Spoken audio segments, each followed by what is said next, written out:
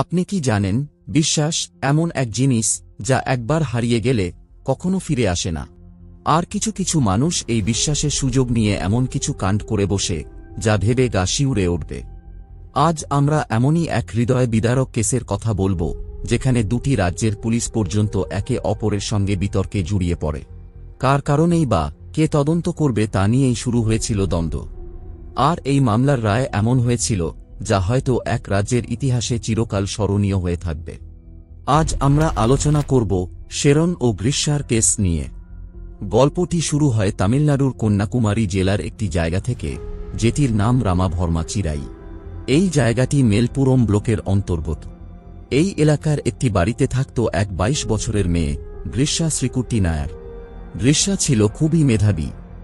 ছোটবেলা থেকেই লেখাপড়ায় ভালো।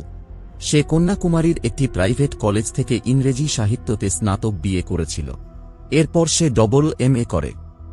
অন্যদিকে 24 বছরের শেরন রাজ থাকত কেরালার তিরুবনন্তপুরম জেলার পারশালা থানার অন্তর্গত সমুদায়া পাট্টু এলাকায়। শেরন রেডিওলজিতে বিএসসি করছিল। গ্রীষ্মা আর শেরন একসাথে একই বাসে কলেজে যেত। অক্টোবর 2021 সেখানেই প্রথম আলাপ দুজনার। ধীরে ধীরে কথা শুরু হয়, ফোন নম্বর আদান প্রদান হয়। আর এই বন্ধুত্বই একসময় প্রেম পর্যন্ত গড়িয়ে যায়। তারা একে অপরকে প্রচণ্ড ভালোবাসতে শুরু করে। আর এখান থেকেই তাদের লাভ স্টোরির সূচনা হয়। 14 অক্টোবর 2022 এই দিন গ্রীষ্মা শেরনকে ফোন করে জানায়, আজ আমি বাড়িতে একা। আমার মা আর কাকা বাইরে কোথাও যাচ্ছে, তাদের ফিরতে দেরি হবে। তুমি চলে এসো। এই কথা শোনা মাত্রই শেরন খুব খুশি হয়। আর সে তখন গ্রীষ্মার কথায় রাজি হয়ে যায়। আসলে অনেকদিন ধরেই দেখা হয়নি তাদের, তাই সে ভাবে এই একটা সুযোগেই একসাথে কিছু সময় কাটানো যাবে। তবে এই সময় শেরনের শরীরটা একদম ভালো যাচ্ছিল না।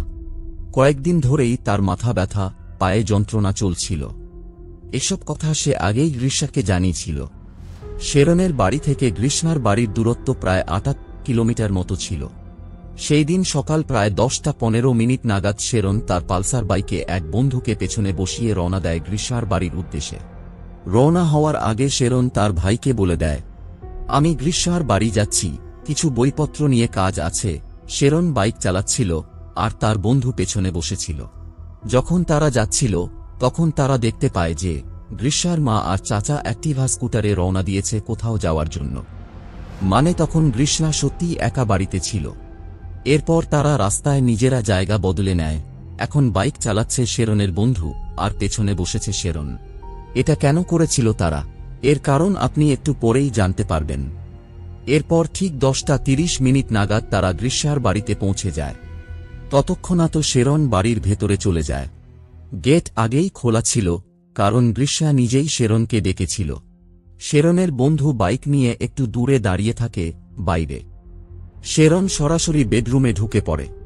সেখানে গ্রীষ্মা তার জন্য একটা কাসম নামের কাড়ার মতো পানীয় তৈরি করে রেখেছিল। এটা এক ধরনের আয়ুর্বেদিক বা হার্বাল পানীয় যা বিভিন্ন রোগের উপকারে আসে, বিশেষ করে মাথা ব্যথা বা ঠান্ডা লাগলে ব্যবহার হয়। এই কাড়া খেতে সাধারণত অনেকটা তিতা হয়, তাই মুখের স্বাদ বদলের জন্য গ্রীষ্মা একটা ফ্রুটিও এনে রেখেছিল যেন শেরন তা পরে খেতে পারে। গ্রীষ্মা নিজেও মাঝে মাঝে এই কাড়া খেত। তিতা জিনিস খেলে যেমন মুখে অদ্ভুত এক মুখভঙ্গি চলে আসে, শেরনের মুখেও সেই এক্সপ্রেশনই দেখা যায়। যখন গ্রীষ্মা নিজে কড়া বা কাসম পান করত, তার মুখেও একরকম অদ্ভুত অভিব্যক্তি চলে আসত। সেই মুখভঙ্গি দেখে শেরন মাঝে মাঝেই হাসত আর ঠাট্টা করত। গ্রীষ্মা এবার শেরনকে চ্যালেঞ্জ করে বলে, চলো এবার তুমি এটা খেয়ে দেখাও যেমন আমি খাই। শেরন চ্যালেঞ্জ গ্রহণ করে আর এক নিঃশ্বাসে পুরো গ্লাস খালি করে দেয়। তারপর গ্রীষ্মা তাড়াতাড়ি একটা ফ্রুটি এগিয়ে দেয় যাতে তিতোক্ত স্বাদটা মুছে যায়। কিন্তু কাসমটা খাওয়ার পরই শেরনের পেটে অদ্ভুত অস্বস্তি শুরু হয়ে যায়। সে দৌড়ে বাথরুমে যায় আর পরপর বমি করতে থাকে। এই দৃশ্য দেখে গ্রীষ্মা ভয় পেয়ে যায়। সে শেরনকে সামলানোর চেষ্টা করে তাকে পানি দেয়, কিন্তু বোঝা যাচ্ছিল না কিভাবে হঠাৎ করে এমন হল। সবকিছু ঘটছিল মাত্র 15 থেকে 20 মিনিটের মধ্যেই। এই সময় বাড়ির বাইরে শেরনের বন্ধু বাইকে বসে অপেক্ষা করছিল। তারপর শেরন বাড়ি থেকে বেরিয়ে আসে। সে বাইকে ওঠে তার বন্ধু চালাতে শুরু করে। তারা 10:30 গ্রীষ্মার বাড়ি ঢুকেছিল এবং 10:50 মধ্যে সেখান থেকে বেরিয়ে পড়ে। কিন্তু গ্রীষ্মার বাড়ি থেকে কিছু দূর যাওয়ার পরই শেরনের আবার বমি শুরু হয়। বন্ধু বুঝতে পারে যে বিষয়টা মোটেও সাধারণ নয়। সে তখনই শেরনকে বাড়ির দিকে নিয়ে যেতে শুরু করে। ভিলন ওয়েলকাম নামক জায়গার কাছে আবার বাইক থামায় তার বন্ধু, কারণ শেরনের আবার বমি শুরু করে।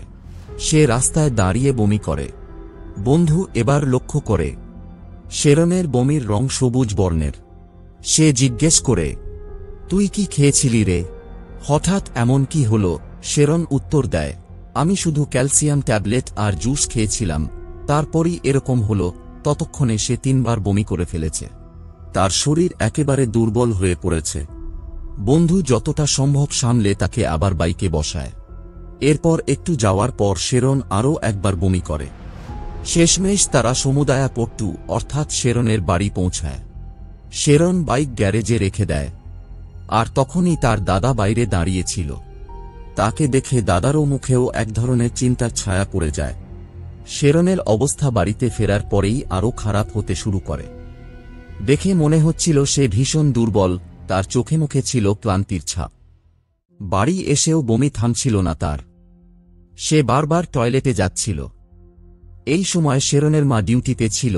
তিনি একটি কৃষি ফার্মে কাজ করতেন, আর সকাল 9টার সময় শেরন নিজেই মাকে বাইকে করে সেখানে পৌঁছে দিয়েছিল।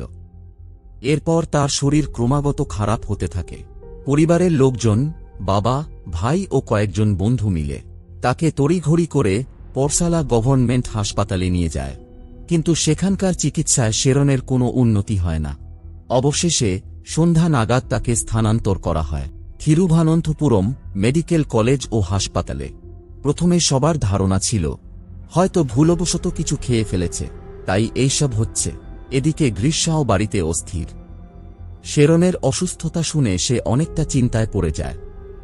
এরপর শেরনের বন্ধু ও ভাই তখন গ্রীষ্মাকে ফোন করে জিজ্ঞেস করে, তুমি ওকে কি খাইয়েছ? এমন অবস্থা কেন ওর? গ্রীষ্মা তখন জানায় সে কসম নামে একটি আয়ুর্বেদিক খেয়েছিল, যেটি তার মা এবং সেও অনেকদিন ধরেই খেয়ে আসছে। তারপর গ্রীষ্মাও বলে তারও পেটে ব্যথা হচ্ছে, তাকেও বমি হয়েছিল, তবে তার শরীর তুলনামূলকভাবে ঠিক আছে।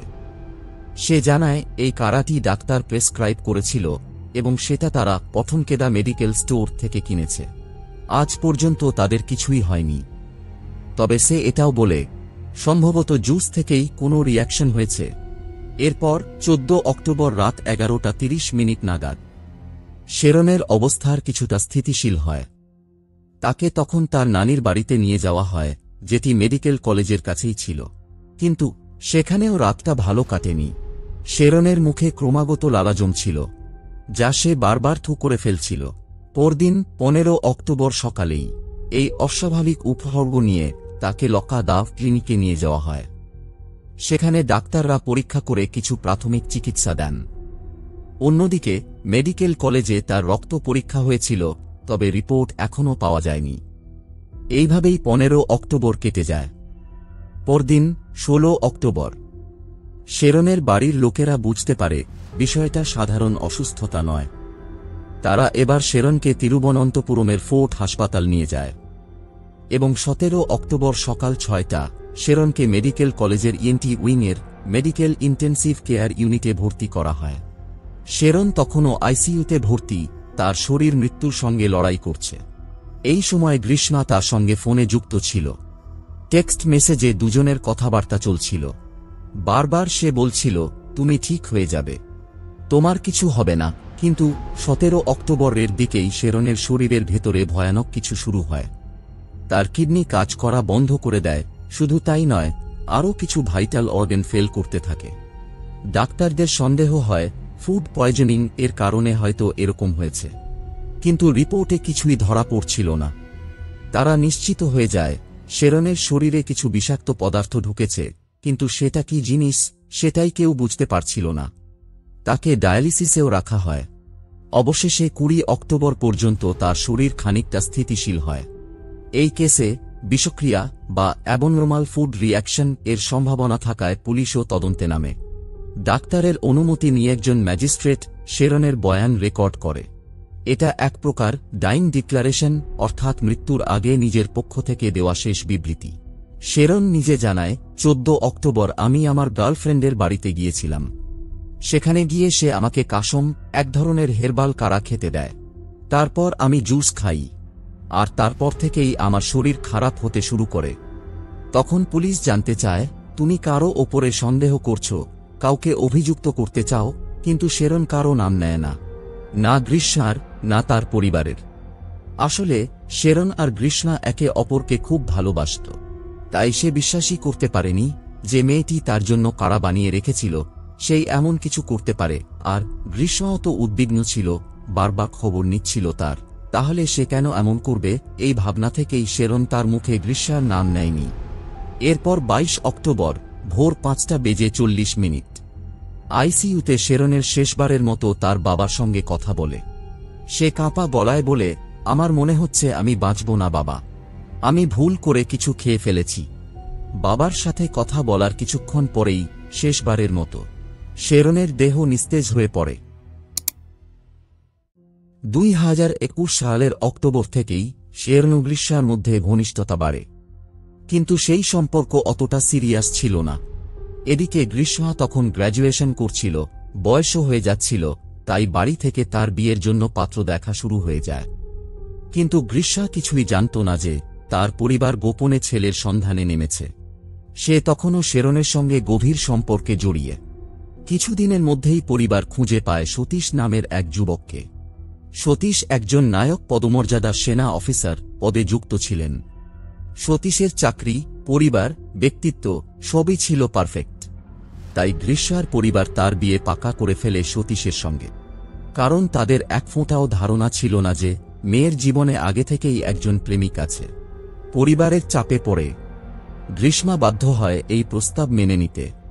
4 মার্চ 2022 এদিন গ্রীষ্মা আর সতীশের মঙ্গনী হয়। পরিবারের আত্মীয় স্বজন সবাই উপস্থিত ছিল। সবকিছু হয় সম্পূর্ণ হিন্দু রীতিনীতিতে। শুধু বিয়ের দিনটা ঠিক করে রাখা হয় 5 ফেব্রুয়ারি 2023। কিছুদিন পর শেরনের কানে আসে এই খবর। সে ভেঙে পড়ে গ্রীষ্মা তাকে প্রতারণা করেছে, এই বিশ্বাসে বিষাক্ত হয়ে যায় শেরনের মন। কিন্তু গ্রীষ্মা তাকে বোঝানোর চেষ্টা করে, আমি তোমাকেই ভালোবাসি। বাড়ির চাপে পড়ে আমাকে মঙ্গনী করতে হয়েছে। তখন মে মাস 2022 গ্রীষ্মা শেষমেশ শেরনকে মেনে নিতে রাজি করায়। এমনকি সে সতীশকেও সবকিছু জানিয়ে দেয়। সে বলে, আমার প্রেমিক আছে, আমি তাকে ভালোবাসি। সতীশ প্রথমে অবাক হলেও সে সম্পর্ক ভাঙতে রাজি হয়ে যায়। সে বলে, নভেম্বরে ছুটিতে বাড়ি ফিরব, আর আমি নিজে গিয়ে তোমার বাড়িতে সম্পর্ক ভেঙে দেব, ততদিন তুমি অপেক্ষা করো। এইসব শুনে শেরনের মন আবার আশায় ভরে ওঠে। এরপর এক অদ্ভুত ঘটনা ঘটে। গ্রীষ্মা ও শেরন গোপনে বিয়ে করে নেয়। তারা পার্সালার সামুদায়াপট্টু নামক জায়গায় গিয়ে মঙ্গলসূত্র দিয়ে বিয়ে সম্পন্ন করে। সেখানে বিয়ের কিছু ছবি তোলে। রাতটা তারা ওই এলাকাতেই কাটায়। এরপর 13 জুলাই 2022 তারা আবার গোল্ডেন ক্যাসল নামের এক হোটেল বুক করে সেখানে একসঙ্গে কাটায় কিছু সময়। 14 অক্টোবরের ঘটনার আগে থেকেই গোপনে চলছিল শেরন ও গ্রীষ্মার সম্পর্ক। তারা স্বামী স্ত্রীর মতো একসাথে থাকতে শুরু করেছিল। 18 আগস্টেও তারা একসাথে ছিল, এমনকি মাঝে মাঝে গ্রীষ্মার বাড়িতে, শেরনের বাড়িতেও দেখা করত যখন কেউ বাড়িতে থাকত না। কখনো আবার তারা হোটেল বুক করে কাটাত সময়। এমনই এক পরিস্থিতিতে গ্রীষ্মা 14 অক্টোবর শেরনকে ফোন করে জানায় যে সে একা আছে, তার মা ও চাচা বাড়ির বাইরে, এবং তাকে বাড়িতে আসতে বলে। শেরনও বাড়িতে অর্ধেক মিথ্যা বলে বেরিয়ে পড়ে, জানায় সে গ্রীষ্মার কাছ থেকে বই আনতে যাচ্ছে। কিন্তু সেই দিন গ্রীষ্মার বাড়িতে এসে সে কাসন নামে এক ধরনের কষা ও পরে এক প্যাকেট জুস পান করে। এরপরই তার শরীরে প্রচণ্ড অসুস্থতা দেখা দেয়। 25 অক্টোবর 2022 বিকেল 5:55 শেরন দীর্ঘ 11 দিনের যন্ত্রণার পর শেষ নিঃশ্বাস ত্যাগ করে। এই 11 দিনের মধ্যে শেরন এক ফোঁটা জল পর্যন্ত খেতে পারেনি, খাবার তো দূরের কথা। তার পরিবারের শুরু থেকেই সন্দেহ ছিল যে কোনোভাবে তাকে কিছু খাইয়ে দেওয়া হয়েছিল, কারণ তার শরীর আগে পুরোপুরি সুস্থ ছিল। শেরনের মৃত্যু পরিবারের এক পুরনো ঘটনার কথা মনে করিয়ে দেয়। 22 আগস্ট 2022 শেরন আবার গ্রীষ্মার সঙ্গে দেখা করে বাড়ি ফিরে অসুস্থ হয়ে পড়ে। সেদিনও সে এক ধরনের জুস পান করে বলে জানায়, যেটি খুবই তিক্ত ছিল, হয়তো সেটা মেয়াদোত্তীর্ণ ছিল। এক চুমুক খেয়ে সে জুস ফেলে দেয়, কিন্তু তখন তেমন ক্ষতি হয়নি বলে ওষুধে সুস্থ হয়ে ওঠে। কিন্তু এবার ঠিক তার উল্টোটা ঘটে। এই পরিস্থিতিতে পরিবার আরও বেশি করে গ্রীষ্মার দিকেই সন্দেহ করতে থাকে। কারণ শেরনের মৃত্যু স্বাভাবিক ছিল না। তাই পাঠশালা থানায় একটি হত্যা মামলা রুজু হয়। শেরনের পরিবারের অভিযোগ ও সন্দেহকে গুরুত্ব দিয়ে পুলিশ তদন্ত শুরু করে। 25 থেকে 26 অক্টোবরের মধ্যে শেরনের মরদেহের পোস্টমর্টেম ও ভিসেরা টেস্টের জন্য পাঠানো হয়। একই সময় পুলিশ গ্রীষ্মার সঙ্গে কথা বলতে যায় এবং 26 অক্টোবর গ্রীষ্মা কিছু গুরুত্বপূর্ণ তথ্য জানায়। গ্রীষ্মা পুলিশকে জানায় যে কাসম কষাটি সে শেরনের জন্য বানিয়েছিল সেটি তার মা দীর্ঘদিন ধরে ব্যবহার করে আসছেন এবং সে নিজেও খায়, কখনো কিছু হয়নি। এমনকি অটো করে ফেরার সময় একজন অসুস্থ অটো চালককে এই কষা দিয়েছিল, সেও সুস্থ হয়ে যায়। অর্থাৎ এই কষা নিজে থেকে বিষক্রিয়া ঘটাতে পারে না। গ্রীষ্মা আরও জানায় যে 13 অক্টোবর রাতে, যে রাতের পরদিন শেরনের অসুস্থতা শুরু, তারা একসাথে ছিল। সেই রাতে শেরন তার ঘরে থাকা একটি অ্যালবাম দেখে ফেলে, যেখানে গ্রীষ্মা ও তার বাগদত্ত সতীশের এনগেজমেন্টের ছবি ছিল। ছবিগুলো দেখে শেরন প্রচণ্ড রেগে যায়। এরপর সে গ্রীষ্মার মোবাইল চেক করে এবং দেখে যে সতীশের সঙ্গে এখনও কল চলছে, এতে তার আরও রাগ হয়। দুজনের মধ্যে ঝগড়া হয়। গ্রীষ্মা তখন কাঁদতে শুরু করে। শেরন তাকে শান্ত করে। পরে গ্রীষ্মা মুখ ধোয়ার জন্য বাথরুমে যায়। বাথরুম থেকে ফিরে দেখে তার মার জন্য তৈরি করে রাখা কাসম কষার গ্লাস খালি এবং শেরন ঘরে নেই। অর্থাৎ শেরনই কষাটি পান করেছে। এরপরই গ্রীষ্মা জানতে পারে শেরন অসুস্থ হয়ে হাসপাতালে ভর্তি হয়েছে। সে ফোন ও মেসেজের মাধ্যমে শেরনকে সান্ত্বনা দিতে থাকে, বলে, চিন্তা করো না, তুমি ঠিক হয়ে যাবে। শেরনের পোস্টমর্টেম রিপোর্ট আসতে শুরু করে। রিপোর্ট অনুযায়ী শেরনের দেহে মারাত্মক বিষের সন্ধান পাওয়া যায়। এই বিষের প্রভাবে তার সব ইন্টারনাল অর্গান একে একে বিকল হয়ে যায় এবং শেষমেশ হৃদরোগে আক্রান্ত হয়ে সে মারা যায়। এই বিষ কোনোভাবেই শরীরে স্বাভাবিকভাবে আসতে পারে না। এটা ছিল এক ধরনের আগাছানাশক বা কীটনাশক জাতীয় জিনিস। এতে পরিষ্কার হয়ে যায় যে শেরনকে পরিকল্পনা করে বিষ খাওয়ানো হয়েছিল। এরপর শেরনের মৃত্যুর ঘটনা মিডিয়ায় ব্যাপকভাবে ভাইরাল হয়ে যায়। পুরো বিষয়টি হাই প্রোফাইল কেসে রূপ নেয়। পাঠশালা থানায় একটি খুনের মামলা রুজু হয় এবং একটি স্পেশাল ইনভেস্টিগেশন টিম গঠন করা হয়। এরপর পুলিশ শেরনের পরিবারের সদস্য এবং বন্ধুদের জিজ্ঞাসাবাদ শুরু করে। যে বন্ধু 14 অক্টোবর শেরনের সঙ্গে গ্রীষ্মার বাড়ি গিয়েছিল, সে জানায় শেরন যাওয়ার সময় একদম সুস্থ ছিল, কিন্তু গ্রীষ্মার সঙ্গে দেখা করে আসার পর থেকেই তার শরীর খারাপ হতে শুরু করে। পথের মধ্যেই গ্রীষ্মা শেরনকে বারবার ফোন করছিল, কিন্তু সে নিজেই বাইক চালাচ্ছিল বলে ফোন ধরতে পারছিল না। এজন্য মালেদি M2 কোনম এলাকায় গিয়ে দুজনে সিট এক্সচেঞ্জ করে। গ্রীষ্মা তখনও বারবার ফোন করে বলছিল, কোথায় পৌঁছেছ, তাড়াতাড়ি আসো।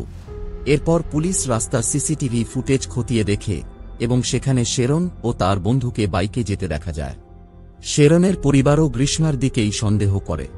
এরপর 31 অক্টোবর পুলিশ আবার গ্রীষ্মার বাড়িতে গিয়ে তাকে সন্দেহের ভিত্তিতে আটক করে থানায় নিয়ে আসে। পরদিন সকালে গ্রীষ্মা টয়লেটে যাওয়ার অজুহাতে ওয়াশরুমে যায় এবং সেখানকার মেঝে পরিষ্কারের তরল ল্যাজল খেয়ে আত্মহত্যার চেষ্টা করে।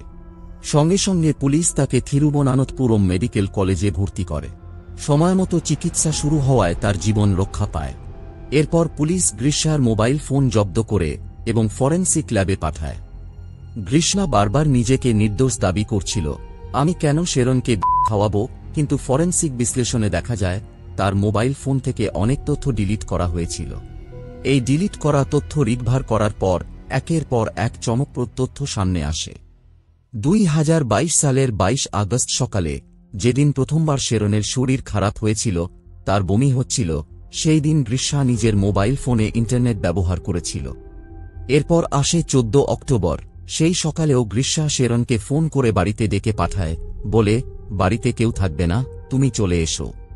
এই একই দিনে অর্থাৎ 14 অক্টোবরের সকালে গ্রীষ্মা ইন্টারনেটে কিছু গুরুত্বপূর্ণ জিনিস সার্চ করে। এবার সে সার্চ করে কীটনাশক ও হার্বিসাইড সম্পর্কে, যেগুলো সাধারণত ক্ষেতের আগাছা এবং কীটপতঙ্গ ধ্বংস করতে ব্যবহৃত হয়। 25 অক্টোবর যখন শেরনের মৃত্যু হয়, আর ২৬ অক্টোবর যখন পুলিশ গ্রীষ্মার বাড়িতে জিজ্ঞাসাবাদের জন্য আসে, তারপর মাত্র ২ দিনের ব্যবধানে ২৮ অক্টোবর গ্রীষ্মা নিজের ফোনে আবার সার্চ করে মোবাইল থেকে ডিলিট হওয়া ডেটা কিভাবে রিকভার করা যায় এই বিষয়ে। পুলিশ যখন গ্রীষ্মার মোবাইল ফোন বাজেয়াপ্ত করে, তখন ফরেনসিক টিম সেই ডিলিট হওয়া সব ডেটা রিকভার করে। তাতে প্রমাণ মেলে শেরনের মৃত্যুর পর গ্রীষ্মা নিজেই নিজের ফোন থেকে সমস্ত তথ্য ডিলিট করেছিল, যেন পুলিশ বুঝতেই না পারে যে সেই শেরনকে ওই দিন বাড়িতে ডেকে এনেছিল। ২৬ তারিখে পুলিশ যখন জিজ্ঞাসাবাদ করে, তখন গ্রীষ্মা অনেক মিথ্যে গল্প বলে। সেই মিথ্যে গল্পকে বিশ্বাসযোগ্য করার জন্যই সে ডেটা রিকভার করার পদ্ধতি সার্চ করেছিল, কারণ সে পরে নিজেকে ভিকটিম হিসেবে তুলে ধরতে চাচ্ছিল যে সে শেরনকে অনেক ভালোবাসত এবং তার কিছুই করার ছিল না। পরে শেরনের মোবাইল ফোন পরীক্ষা করার পর আরও কিছু তথ্য পাওয়া যায়।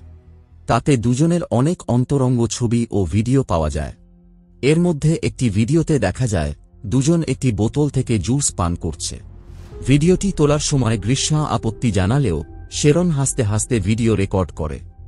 ধারণা করা হয় সম্ভবত এই জুসেই মেশানো ছিল, এর অতিরিক্ত ডোজ দেওয়া হয়েছিল। এই ফোন থেকেই পুলিশ জানতে পারে শেরন ও গ্রীষ্মা গোপনে বিয়ে করেছিল। সেই ছবিগুলো মোবাইলে ছিল। এই সব প্রমাণ, সার্চ হিস্ট্রি, কল ডিটেইল, ছবি ভিডিও সবকিছু গ্রীষ্মার সামনে রাখলে অবশেষে সে ভেঙে পড়ে এবং স্বীকার করে নেয় শেরনের মৃত্যু দুর্ঘটনা নয়, এটা আমারই করা। শেরনের হত্যার পিছনের ষড়যন্ত্র যে বহু আগে থেকেই চলছিল সেটার প্রমাণ পাওয়া যায় গ্রীষ্মার গুগল সার্চ হিস্ট্রি থেকে। ২২ আগস্টের সকালে, যেদিন প্রথমবার শেরনের শরীর খারাপ হয়েছিল, গ্রীষ্মা গুগলে ২৩ বার প্যারাসিটামলের ও অন্যান্য ওষুধের নিয়ে সার্চ করেছিল। প্রথমে সে বলেছিল, আমার ওই দিন জ্বর ছিল, তাই আমি খুঁজছিলাম। কিন্তু পুলিশ যখন কঠিনভাবে জিজ্ঞাসাবাদ করে, তখন সে সত্যি কথা বলে। সে স্বীকার করে যে সে স্থানীয় মেডিকেল স্টোর থেকে অনেক ওষুধ কিনেছিল। পরে সে শেরনের সঙ্গে দেখা করতে যায় এবং পথেই এক জেনারেল স্টোর থেকে স্লাইস জুসের ২ বোতল কেনে। এরপর সে যায় নার খ্রিস্টান কলেজের ওয়াশরুমে। সেখানেই সে ওই ওষুধগুলো মিশিয়ে দেয় স্লাইসের বোতল। এরপর কলেজ শেষে দুজনে কুজিথুরা ব্রিজের কাছে যায়। সেখানে গ্রীষ্মা জুসের বোতল শেরনকে দেয় এবং বলে, চ্যালেঞ্জ, কে আগে খতম করতে পারে। শেরন এক ঢোকেই সেটি খায়, কিন্তু তার স্বাদ খুবই তিক্ত লাগে। সেভাবে হয়তো জুসটা এক্সপায়ার্ড, সে বাকি ফেলে দেয়। কিন্তু ওই তিক্ততা আসলে ওষুধের ওভারডোজের কারণে হয়েছিল। সেই রাতে বাড়ি ফিরে শেরনের আবার বমি হয়, তবে সেবার সে বেঁচে যায়। এই ঘটনার পর গ্রীষ্মা বুঝে যায় এবার আরও শক্ত বিষ দরকার। সে পরিকল্পনা করে শেরনকে খুন করার। সে শেরনের বিশ্বাস জয় করে কাছাকাছি আসে এবং ভালোবাসার অভিনয় করে, আর শেরন ওকে নিজের স্ত্রী মনে করত। কিন্তু গ্রীষ্মা শুধু ভালোবাসার নাটক করছিল। এদিকে গ্রীষ্মার চাচা নির্মল কুমারন নায়ার ছিলেন কৃষিকাজের সঙ্গে যুক্ত। তাদের বাড়িতে আগেই কিছু খরপত্তর নাশক, কীটনাশক রাখা ছিল। গ্রীষ্মার নজর পড়ে সেই বিষাক্ত কেমিক্যালগুলোর উপর। এরপর সে শুরু করে সম্পর্কে পড়াশোনা। ১৩ অক্টোবর রাতে গ্রীষ্মা শেরনকে ফোন আর চ্যাটে চাপ দিতে থাকে, কাল আমি বাড়িতে একা থাকব, তুমি এসো। তার এই ডাকার ভঙ্গি এতটাই সন্দেহজনক ছিল যে পুলিশ অপহরণ সংক্রান্ত ধারাও যুক্ত করে মামলায়। এই অপহরণ মামলা নিয়ে পরে কেরালা পুলিশ ও তামিলনাড়ু পুলিশের মধ্যে আদালতে বিরোধ শুরু হয়। এরপর গ্রীষ্মা আবারও ১৪ অক্টোবর সকালে গুগলে সার্চ করে হেরবিসাইড অর্থাৎ আগাছা নাশক সম্পর্কে। এরপর সে আবার ফোন করে শেরনকে বাড়িতে ডাকে। সময় সকাল ১০:৩০। শেরন পৌঁছানোর আগেই গ্রীষ্মা কাসম নামের একটি পানীয় তৈরি করে রাখে। সেই পানীয়ের মধ্যে আগে থেকেই মেশানো ছিল হেরবিসাইড, যেটা তার চাচার ক্ষেত থেকে পাওয়া কেমিক্যাল। গ্রীষ্মা তার পরিকল্পনা এতটাই ঠান্ডা মাথায় করেছিল যে এর স্বাদ যাতে বোঝা না যায় তারও প্রস্তুতি নিয়ে রেখেছিল। আগের বার শেরন যখন স্লাইস জুসে মিশিয়ে দেওয়া ওষুধ খেতে পারেনি কারণ সেটা তিতা লেগেছিল, তখন গ্রীষ্মা ভাবে এবার এমন কোনো পানীয়তে মেশাতে হবে যেটা তিতা ভাব ঢেকে দেয়। এরপর সে শেরনকে চ্যালেঞ্জ করে বলে, তুমি তো সাহসী, এটা খাও তো দেখি। শেরন বিশ্বাস করে খেয়ে ফেলে। পরে যখন শেরনের পরিবার গ্রীষ্মাকে জিজ্ঞেস করে তুমি তাকে কোন কাসম বা কারা দিয়েছিলে, তখন সে ইচ্ছা করে ভুল নাম বলে, যাতে ডাক্তাররাও চিকিৎসা ঠিকভাবে করতে না পারে। এমনকি গ্রীষ্মা বোতলের লেবেল ছিঁড়ে ফেলে, যাতে যদি কেউ ছবি চায় তাহলেও না বোঝা যায় কি ছিল সেটায়। শেরনের অর্গান ফেলিওরের কারণে মৃত্যুর পর গ্রীষ্মা বিষের বোতলটি একটি রাবার বাগানের ভিতর ছুঁড়ে ফেলে। পরবর্তীতে তার মা সিন্ধু ও চাচা নির্মল কুমারন নায়ার এই ঘটনা জেনে ফেলে, কিন্তু তারা গ্রীষ্মার পক্ষে দাঁড়িয়ে সাক্ষ্য ও প্রমাণ ধ্বংস করতে সাহায্য করে। ওই বিষাক্ত বোতলটি তারা খুঁজে পায় এবং একটি গাছের পাশে মাটি খুঁড়ে চাপা দিয়ে রাখে। এই কারণে গ্রীষ্মার মা ও চাচার নামও পড়ে মামলায় প্রমাণ ধ্বংসের দায়ে উঠে আসে। কিন্তু গ্রীষ্মা কেন করেছিল এই ভয়ঙ্কর কাণ্ড? সে বলে, আমি আসলে সতীশকে বিয়ে করতে চেয়েছিলাম। সে একজন সেনাবাহিনীর অফিসার। আমাদের এনগেজমেন্ট হয়েছিল পারিবারিক সম্মতিতে, কিন্তু মাঝখানে শেরন এসে দাঁড়ায়। তাছাড়া শেরনের ফোনে গ্রীষ্মার সঙ্গে কিছু বা ঘনিষ্ঠতার ছবি ও ভিডিও ছিল। তার ভয় ছিল এগুলো যদি সতীশ দেখে ফেলে তাহলে সম্পর্ক ভেঙে যাবে। যদিও পুলিশ তদন্ত করে দেখে শেরন কখনো গ্রীষ্মাকে ব্ল্যাকমেল করেনি। সে তাকে ভালোবাসত, বিশ্বাস করত। এরপর মিডিয়া রিপোর্ট অনুযায়ী এই কেসে আরও একটি অদ্ভুত দিক উঠে আসে। গ্রীষ্মার পরিবারের লোকেরা একবার তার কুণ্ডলী এক জ্যোতিষীর কাছে নিয়ে যায়। সেখানে বলা হয়, যেই এই মেয়েকে প্রথমে বিয়ে করবে তার মৃত্যু হবে, কিন্তু দ্বিতীয় বিয়ে করলে সব ঠিক থাকবে। এই ভবিষ্যদ্বাণী মাথায় রেখেই গ্রীষ্মা ভাবে, আমি আগে শেরনকে বিয়ে করব, ও মরে যাবে, তারপর সতীশকে বিয়ে করব। কারণ সতীশ ছিল ধনসম্পন্ন পরিবার থেকে, সেনাবাহিনীতে চাকরি করত, জীবনে স্থিতিশীল ছিল। এই স্বপ্ন পূরণ করতেই সে শেরনকে পরিকল্পিতভাবে হত্যা করে। গ্রীষ্মা প্রথমে শেরনের কাছাকাছি আসে, তাকে বিশ্বাস জিতিয়ে গোপনে বিয়ে করে। কিন্তু বিয়ের পরও যদি শেরন না যায় তাহলে তো ভবিষ্যদ্বাণী ফলপ্রসূ হবে না, তাই সে শেরনকে সরানোর প্ল্যান করে। এরপর 6 নভেম্বর তদন্তের জন্য পুলিশ গ্রীষ্মাকে নিয়ে তামিলনাড়ুর কন্যাকুমারীর বাড়িতে যায়। সাথে ছিল ফরেনসিক টিম। তারা বাড়ি থেকে হার্বাসাইডের বোতল, কিছু খাবারের পাত্র, গ্রীষ্মার ল্যাপটপ সবকিছু সিজ করে নেয়। এরপর কে করবে তদন্ত? কেরল বনাম তামিলনাড়ু। এখানে একটা জুরিসডিকশন নিয়ে বিতর্ক শুরু হয়। ঘটনা ঘটেছে তামিলনাড়ুতে, গ্রীষ্মার বাড়িতে, যেখানে শেরনকে খাওয়ানো হয়েছিল, কিন্তু মৃত্যু হয়েছে কেরালায়, শেরনের বাড়ির এলাকায়। এরপর কেরালা পুলিশ দাবি করে শেরনকে ছলনার মাধ্যমে বাড়িতে ডেকে আনা এক ধরনের অপহরণ বা প্রতারণামূলক প্ররোচনার মধ্যে পড়ে। এই যুক্তি আদালতে মান্যতা পায়। ফলে কেরল পুলিশই কেস হ্যান্ডেল করে এবং কেরলেই বিচারকার্য শুরু হয়। 25 জানুয়ারি 2023 কেরল ক্রাইম ব্রাঞ্চ আদালতে চার্জশিট জমা দেয়।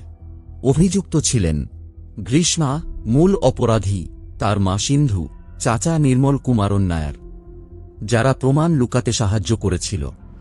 এরপর 18 মার্চ 2024 মামলা শুরু হয়।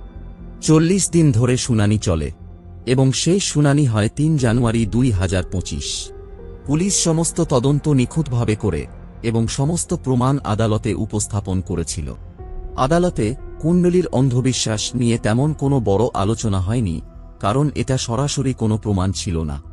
মূল বিষয় ছিল গ্রীষ্মা চেয়েছিল সতীশকে বিয়ে করতে, আর শেরন থাকলে সেটা সম্ভব হতো না, কারণ সে গ্রীষ্মাকে ছাড়তে চাইছিল না। তাই গ্রীষ্মা শেরনকে সরানোর পরিকল্পনায় তাকে হত্যা করে।